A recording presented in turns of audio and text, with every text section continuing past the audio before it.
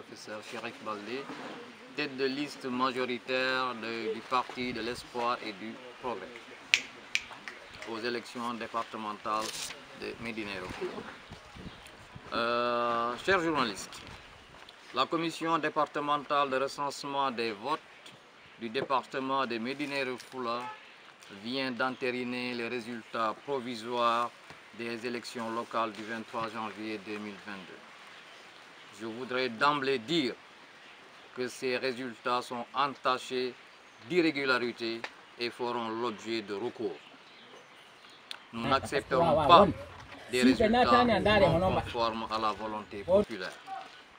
Néanmoins, je saisis cette occasion pour remercier chaleureusement les milliers d'électeurs, citoyennes et citoyens de Médina Yoro Foulah qui nous ont accordé leur confiance, mais au-delà, l'ensemble de la population de Médina Yoro Foulah qui m'a réservé avec mon équipe un accueil exceptionnel durant ces 2 semaines de campagne et partout dans le département.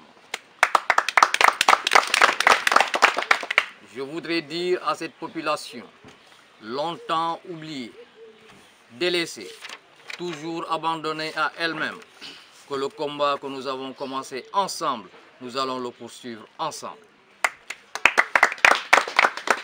Vous pouvez compter sur mon équipe et moi pour tourner cette triste page de l'histoire de notre département.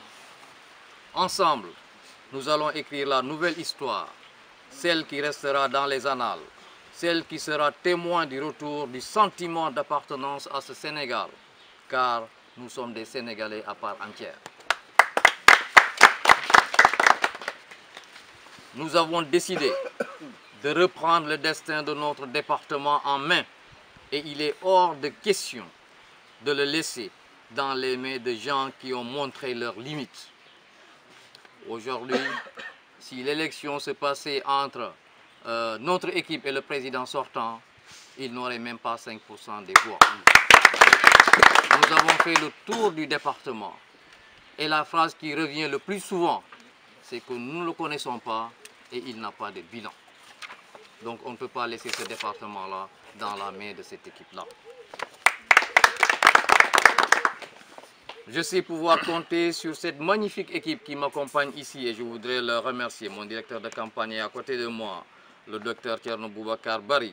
Je voudrais remercier vraiment cette équipe qui m'a accompagné et vous dire que je veux pouvoir compter sur chacun d'entre vous pour sortir notre département de sa mort clinique. J'en appelle d'ailleurs à la responsabilité de l'État. En ma qualité de leader du mouvement MIF en marche, parti aux élections sous la bannière du Parti de l'Espoir et du Progrès, PEP, j'en profite d'ailleurs pour remercier vivement le président du PEP, M. Modi Sow. J'en profite pour remercier encore une fois la population de Médina Yoro Foulah, qui nous a placés en tête dans cette commune sur les 11 que compte le département. Je veux nommer la commune de Kerewan, celle de Pata, la commune de Koulinto, la commune de Fafakuru, la commune de Badion, la commune de Niamey et la commune de Norna nous ont placés en tête. Et ces communes-là comptent 60% de l'électorat, plus de 60% de l'électorat du département.